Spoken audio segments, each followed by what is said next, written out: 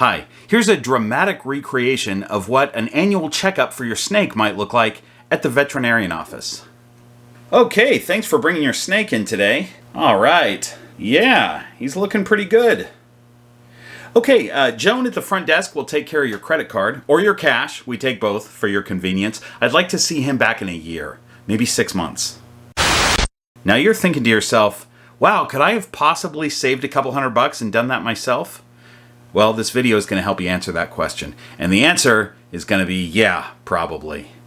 But wait a second, am I changing my position on this? Am I now saying that you shouldn't take your snakes to the vet? Nope, I'm not. Welcome to the Green Room. I'm Bob Bledsoe. And as convincing and Oscar-worthy as that recreation was, it was an exaggeration. Most vets will spend a little bit more time with your snake. They'll answer any questions that you have. They'll ask you questions about your husbandry. And sometimes just that chat with the vet is worth the money. But the basic wellness check is pretty much what you just saw. Now, if you regularly watch my videos, you know that I always advocate for taking your snake to the vet if you detect a problem. But a wellness check like this can be done yourself if you know what to look for. So I'm going to help you out with that today. And this is going to help you know whether it's time to take your snake to the vet. It's also going to help you when buying a snake in person. This is the checkup that you want to do on any snake that you're looking at maybe a reptile show or a pet store or something like that. So let's talk about how to give your snake a general health checkup. This doesn't take very long to do once you know what you're looking for, but it is a checklist of steps. So let's get into it. We're going to go bow to stern on this one. Boating references. I'm trying to attract the snake-keeping yacht crowd. I'm going to use Kodiak for this demonstration, and I'm just going to pretend that I'm seeing him for the first time and that I don't know this snake. Maybe I'm purchasing him at a show, or maybe a friend asked me to look at him. And if that were the case, I would tell my friend that even though I know a thing or two about snakes, I'm not a veterinarian, and if he suspects a problem, he should probably take his snake to the vet. To which my friend would say, I don't suspect a problem, I'm just trying to get somebody to look at my snake. Quit being weird about it. And I'm like, dude, I'm not being weird about it, I'm just covering my bases. And he's like, I think you're being a little weird about it. And I'm like, will you sit down, please, so I can look at your snake? I apologize. I realize we're probably only a few minutes into this video and I've already done 2 dramatic recreations. Let's just get to it. Okay, first I'll say that any moving black dots on the snake are probably mites. Mites are an issue, especially if you're purchasing a snake from somebody. And they tend to congregate around the heat pits, the eyes, the vent, nostrils, stuff like that. But you can also just see them crawling on the snake sometimes, depending on how bad the situation is. So you can generally be looking out for mites the whole time. We're going to start at the head, and we're going to spend most of our time at the head because there's a number of things to look at right here at the front end. The first thing I'm looking for is just any damage to the scales. Now, usually that's not a big deal, an upturned scale or something like that. It'll repair itself in the next shed. But anything like, if you're looking at the nostrils and there's damage there or something, there could be signs that the snake is pushing against the cage, and that's a problem. You can see that on the mouth, the front of the nose, stuff like that. So just making note of that sort of stuff.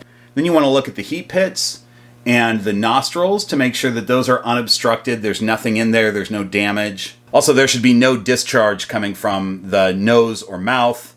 That could be a sign of respiratory infection. The only time that you might have that is if you pick the snake up right after they were drinking. Maybe they had some water still in their neck or in their mouth. You pick them up and hold them like this. Water could come out. But if it's not water, that's a sign of a problem. All right, I'm looking for any stuck shed. That's all over the body, but we're looking at the head first. So I'm definitely checking these eye caps to make sure there's no stuck shed on the eye caps. And I'm also looking at the eye caps for indentations. You don't want the eye caps to be dented at all. That's a sign of dehydration. If they're kind of wrinkly or whatever, they should be just nice, shiny, full eye caps. I'm also looking at their mouth to make sure that when their mouth closes, everything matches. There shouldn't be any swollen parts on the front or I mean on the top or bottom jaw of their mouth. That should all pretty much match up nicely. I'm also looking around the mouth for signs of mouth rot, which looks like brown or red scabbiness around the mouth. And during this whole exam, the snake should be tongue flicking regularly and generally alert. This is something that you can just sort of notice as you're checking out the whole snake. The only time that this might not apply is if you're dealing with a baby snake who's totally unsocialized and just balled up the whole time. Then they're going to pretty much act like a statue for a lot of the exam. But hopefully they'll perk up wake up a little bit and start tongue flicking for you. If you're really looking for a respiratory infection, you can hold the snake up to your ear and see if you can hear them breathing. Generally, you're not going to hear a snake breathing at all. Sometimes bigger snakes, you'll hear them take a breath occasionally, but what you're really listening for is clicking or rattling sounds. Also wheezing, like if you do hear them breathing, every breath will sound kind of wheezy a little bit, but clicking, rattling sounds, stuff like that are a sign of a potential problem. Normally with a smaller snake, you're not going to hear anything. Hey guys, Future Bob here, just to play a little cleanup on this video while I edit it. Something that wasn't mentioned is that it is very common for a snake to get something stuck in their nostril, like stuck shed or substrate, something like that. And that will cause the snake to whistle a little bit as they breathe. Whistling is not wheezing, and that is kind of common to hear that occasionally as they breathe in and out. You'll get that whistling just because something's in their nostril. You may not see it, you may not be able to get it out, but it's something to be aware of so you don't freak out when you hear it. Also, if you notice the snake holding its mouth open and it's not a yawn, that's a big sign of a respiratory problem as well. It would be rare to happen in the checkup. You're probably just going to see that in the snake's cage. You'll notice them doing that, but that's a big sign of a problem. Now, if you suspect that there might be a problem and you want to open their mouth to check in there, stick around because I'm going to show you how to do that later on. Okay, moving down from the head, we're still checking the scales for any signs of burns or scale rot. Now, scale rot normally happens at the belly if it's going to happen. It looks like mouth rot. It's kind of scabby, brown, reddish. And so you're looking for signs of that. Burns could happen either at the top or the bottom. And this is usually not going to be an issue if you're looking at a snake that a breeder has at a table or something like that. But it could be an issue if you're looking at a rescue. You're going to somebody has a rescue snake, or you're at a rescue looking.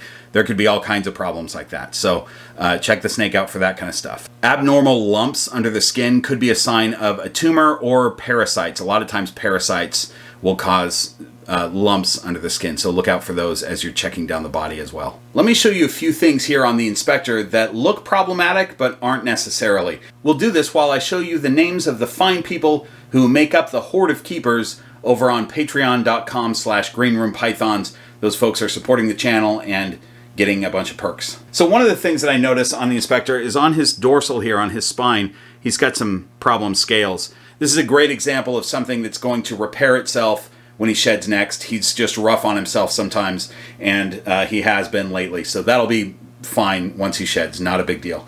But I also have, there's some black spots, a couple black spots that look like mites, but they're not. He's a banana ball python, and banana ball pythons get black dots on them as they age, some more than others.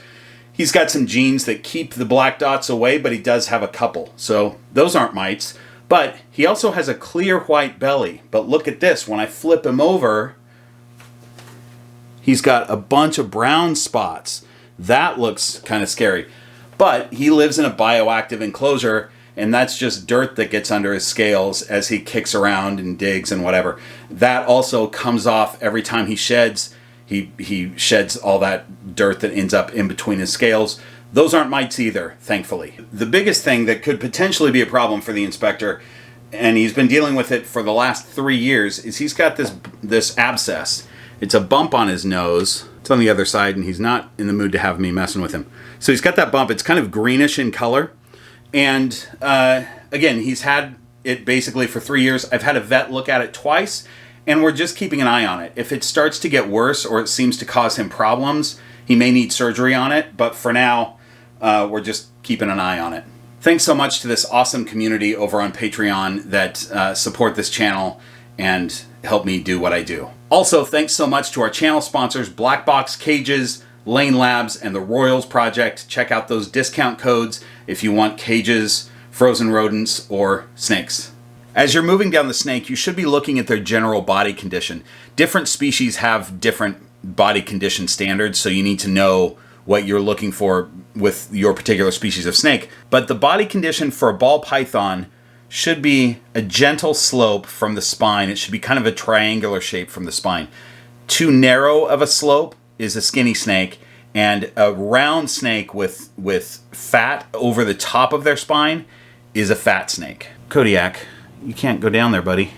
We're trying to do a video. So I don't know if you could see it from that B-roll, but Kodiak is a nice body condition for his size.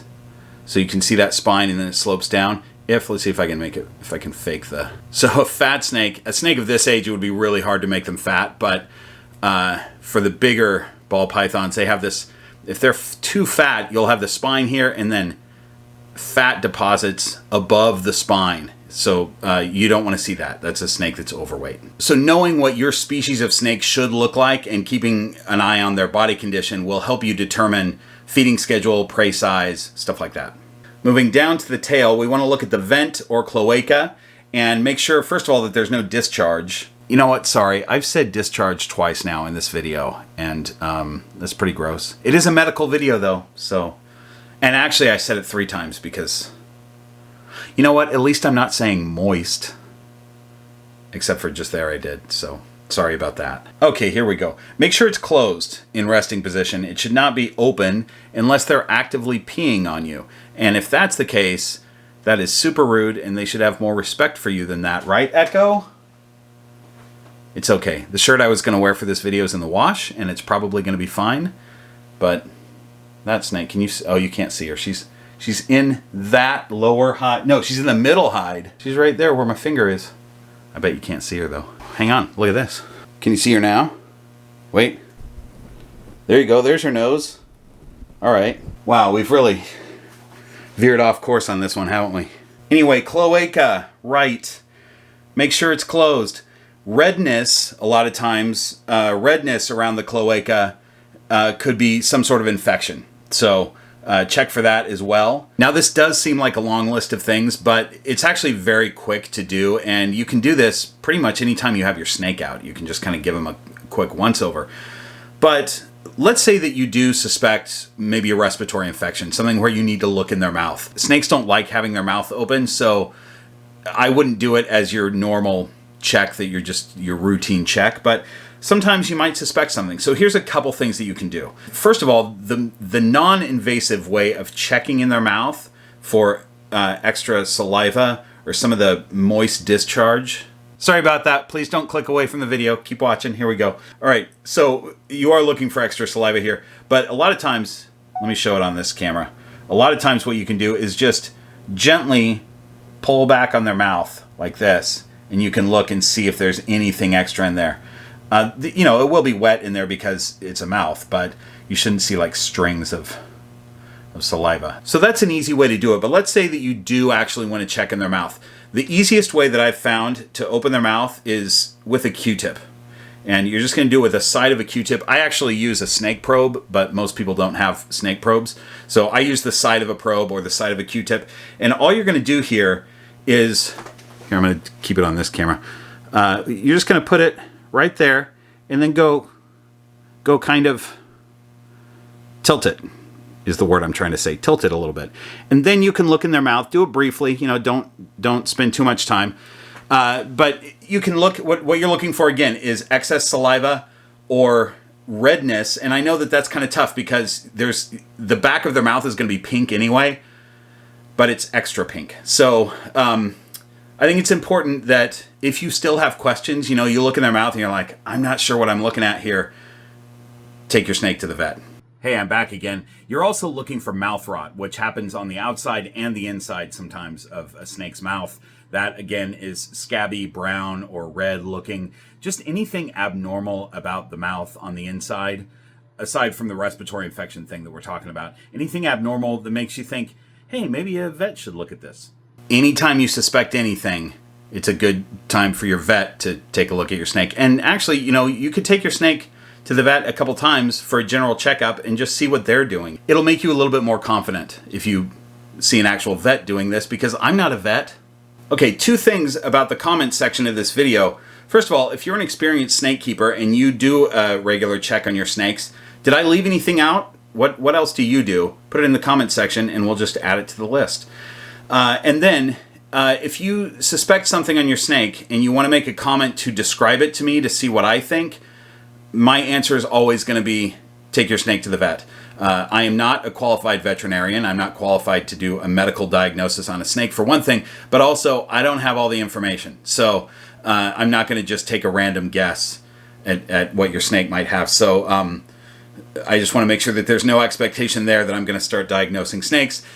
Even if you send me a picture, if you email me a picture, still I'm going to say take it to the vet. So, but on that note, comment whatever you want in the comment section. Thanks for watching. I'll see you next week.